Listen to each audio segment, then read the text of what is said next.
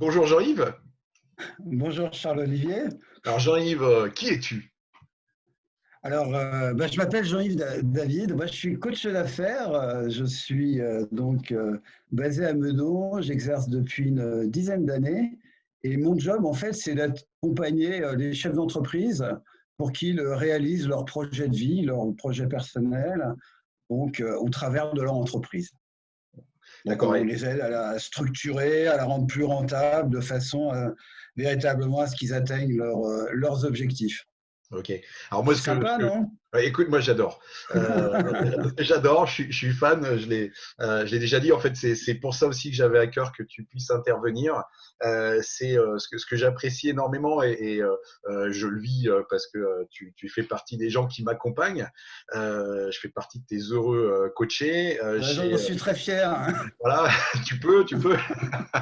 Et puis aussi, en fait, on est un certain nombre à se congratuler en fait de pouvoir être en relation avec toi, et notamment parce que on est dans le concret, on est dans le pragmatique, et puis en fait, il y a de la méthodo, il y a de l'accompagnement, il y a de l'expertise, il y a de la connaissance, et c'est vrai que tout le monde n'a pas ce vécu en fait que tu as et que tu mets à disposition avec de la méthodo.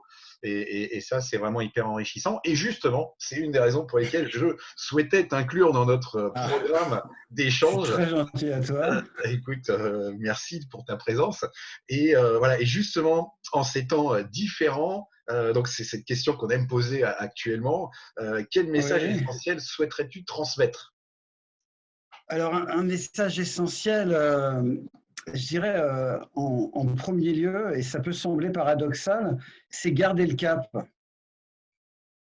Parce qu'on parle, effectivement, donc on a vécu une période assez extraordinaire, notamment avec ce tremblement de terre des 14 au 15 mars, hein, ce week-end où on a annoncé les fermetures. Euh, on parle beaucoup du monde d'avant, on parle du monde d'après. Et je dirais que pour un chef d'entreprise, il faut qu'il continue à garder le cap. Parce que véritablement, qu'est-ce qui a fondamentalement changé pour lui? Et quand il a créé son entreprise, donc dans le monde d'avant, bah, il avait son projet, il avait sa vision, il avait ses envies, il avait ses désirs, il voulait faire quelque chose. Donc, effectivement, il y a une période extrêmement déstabilisante, compliquée, complexe, douloureuse parfois, mais quelque part, bah, il a fallu adapter. Mais maintenant, dans le monde d'après, bah, on revient, et pour la plupart d'entre nous, on a toujours ces passions, on a toujours nos projets, on a toujours nos envies, on a toujours envie de faire quelque chose de nos vies, de nos entreprises. Et donc, bah voilà, maintenant, l'enjeu, le grand enjeu, c'est de savoir comment on va s'adapter, comment on va apprendre de cette crise pour réaliser nos projets. Peut-être différemment, mais gardons le cap. Écoute, c'est marrant que tu dis ça. On l'a pas préparé, hein.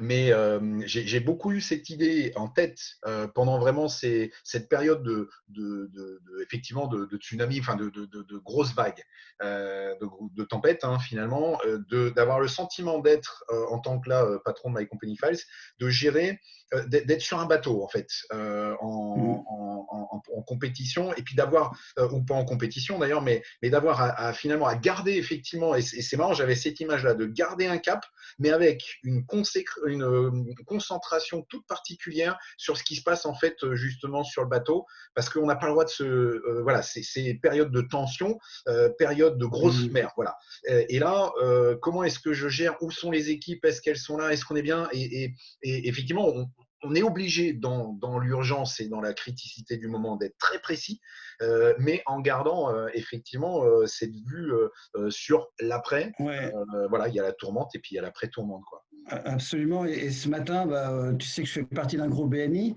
et à la fin de nos réunions, donc, on a une citation. Et là, je suis dans ma période amérindienne, en fait, et je retrouvais une citation de Crazy Horse. Donc, c'est pas Non, simplement le cabaret, cabaret parisien, mais Crazy Horse disait, et ils en ont vécu, hein, des crises et des tempêtes, les Indiens, surtout dans le Dakota du Nord. Et il disait, nous avons besoin d'une grande vision. Et l'homme qui aura cette vision, il devra la suivre comme l'aigle suit le bleu du ciel. Écoute, on va Donc pouvoir voilà, donc méditer. gardons le bleu du ciel et soyons un peu comme l'aigle, focalisés dessus Hein. et réalisons nos visions. Excellent. Alors, est-ce que tu peux nous donner un apprentissage, quelque chose que tu retiens de cette crise? Bah là, on va être, ça croire qu'on l'a préparé. Parce que je vais être totalement face. Pour moi, le premier apprentissage, en fait, j'en ai deux. Le premier, c'est le leadership. D'accord? Leadership lié à déjà la première semaine, donc l'après-crise, la semaine de panique. Et je reprendrai cette image du bateau dans la tempête et du capitaine. Vraiment, et j'ai vu des clients, hein, donc moi j'étais à la fois acteur pour ma structure, mais observateur, évidemment, et je crois que c'est le cas de beaucoup d'experts comptables, hein, à côté des clients, et en même temps bah, à gérer l'essentiel pour nos entreprises. Et j'ai vraiment vu des chefs d'entreprise qui avaient travaillé avant un certain nombre de fondamentaux du leadership. Pour moi, le leadership, souvent, c'est un peu la tarte à la crème des consultants et des coachs. Un leadership managérial, on fait plein de séminaires, etc. Là, j'ai vraiment vu du sens. J'ai vraiment vu des actions liées à des capacités vraiment de fédérer des équipes, de faire preuve d'empathie, tout dans un environnement hyper complexe, hein, où il fallait Mmh. en même temps gérer sa boîte avec des mesures sociales d'accompagnement et des ministères qui apprenaient également en marchant, donc rien n'était sûr. Et véritablement, il fallait chercher de l'info, il fallait donner du sens aux équipes. Enfin, voilà. Au niveau, je reprenais souvent cette image de la pyramide de Maslow, où on a tendance à travailler sur les étages élevés de la pyramide de Maslow, de la reconnaissance, de l'estime, etc. Là, on est retombé aux premiers étages de la pyramide de Maslow. Besoin de sécurité, besoin de même quasiment physiologique. Mmh. Donc, ça a été un management extrêmement différent. Il fallait véritablement là, que le leadership s'exprime pleinement. Donc, j'ai vu énormément d'écarts et ça m'a fait vraiment beaucoup, beaucoup réfléchir cette période. Et bravo donc à tous les chefs d'entreprise qui ont tenu le cap dans la tempête. Alors, tu avais deux apprentissages. Le deuxième, j'arrive. Bah, le deuxième apprentissage, c'était notre capacité d'innovation, en fait, hein.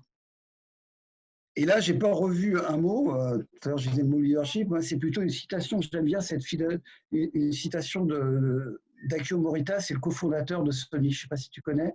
Je la Non? cite souvent au séminaire. C'est donc tout le monde peut innover si c'est une question de survie. Mmh.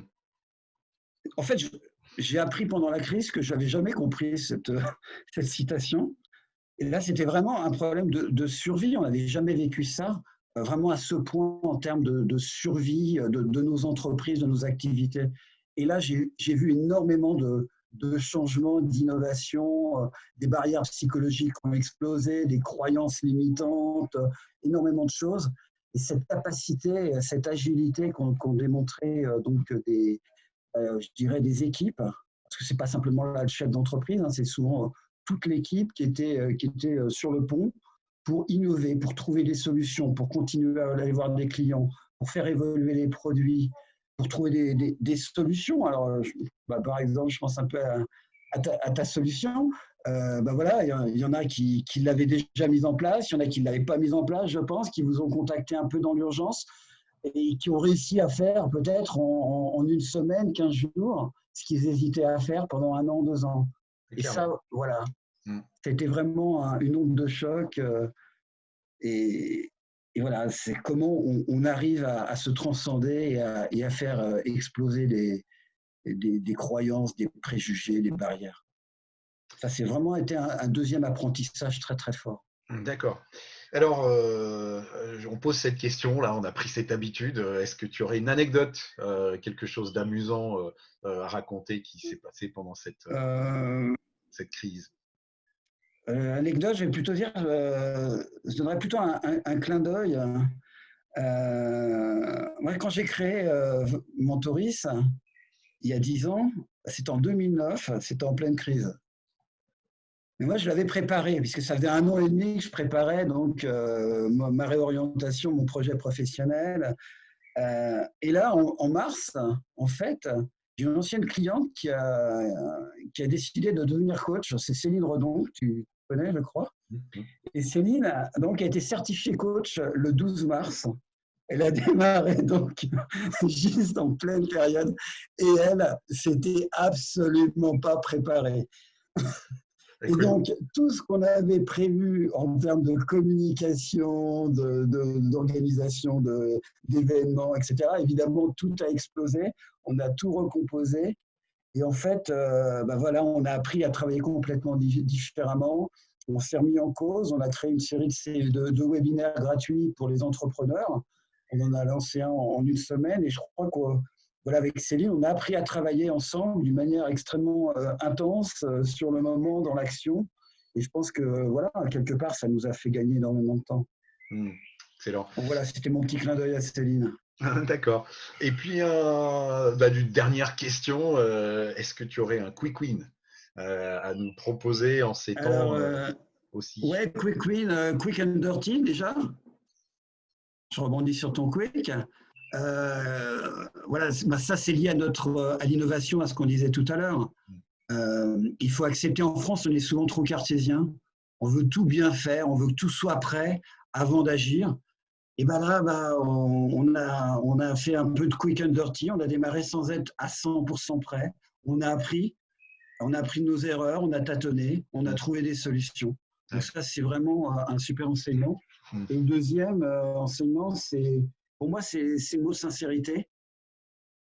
Donc d'ailleurs, dans notre premier webinaire qui s'appelait Manager dans la tempête, on conseillait à nos clients d'appeler leurs clients, tout simplement pour demander comment ça va. Et il y a eu j'ai eu des clients donc, qui sont venus vers moi après, notamment une experte comptable meudonnaise, qui sortait d'une séance de 5h30 où elle avait appelé pendant 5h30 ses clients. Et quelque part, ce qu'elle m'a dit après, c'est écoute, je crois qu'on n'a jamais eu de discussion aussi riche, aussi intense, aussi sincère, des moments de vérité avec des clients, peut-être aussi humaines. Voilà, c'était des petits moments d'humanité. Voilà, donc pour moi, c'est pas un quick win, celui-là, ce serait plutôt un deep win. C'est quelque chose, je crois, qui doit nous accompagner à la sortie de la crise, quoi.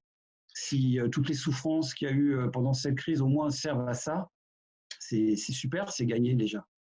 Écoute, merci parce que ça fait vraiment écho et je vais faire un petit clin d'œil à Eliane Lévesque si tu nous regardes, qui est une cliente qui m'a appelé moi. Alors ça j'ai trouvé ça génial. Donc une expert comptable et commissaire aux comptes basée en Alsace et qui m'appelle. D'accord. Alors je lui disais, bah, elle a besoin de quelque chose. Non, Charles-Olivier, comment tu vas? Ouais, Et c'est j'étais super. vachement touché. Et c'est vrai que quelque part, bah, ça contribue à une Ouais. relation forte. Et bon, alors encore plus dans ce sens-là, c'est une cliente qui appelle un prestataire pour dire comment ça va. Mais effectivement, du coup, j'ai pris ce réflexe-là. Et ce qui est génial, et Eliane, tu t'as porté du fruit en faisant ça, c'est que finalement, c'est contagieux. Ouais. J'ai reçu, Ouais. paf, et en fait j'ai reçu une fois, je donne 3, 4, 5, 6 fois, Mm. et voilà. Merci pour en tout cas Et, ce et, dernier témoignage. et juste, je rebondis sur le comment ça va, quoi. En Ouais, fonction du contexte, ces deux mots, enfin, comment ça va, prend un autre sens, quoi. complètement, complètement. Écoute, Jean-Yves, merci pour cet échange fort sympathique. Ben, merci de ce moment de partage et merci à tous ceux qui partagent avec toi. Moi, c'est vraiment des super moments. Donc, Excellent. Bon, eh ben, écoute, je te souhaite une excellente merci. continuation, et puis bon, on se revoit très bientôt de toute façon, sinon nos avis Merci. À très À très bientôt. bientôt, Charles-Olivier.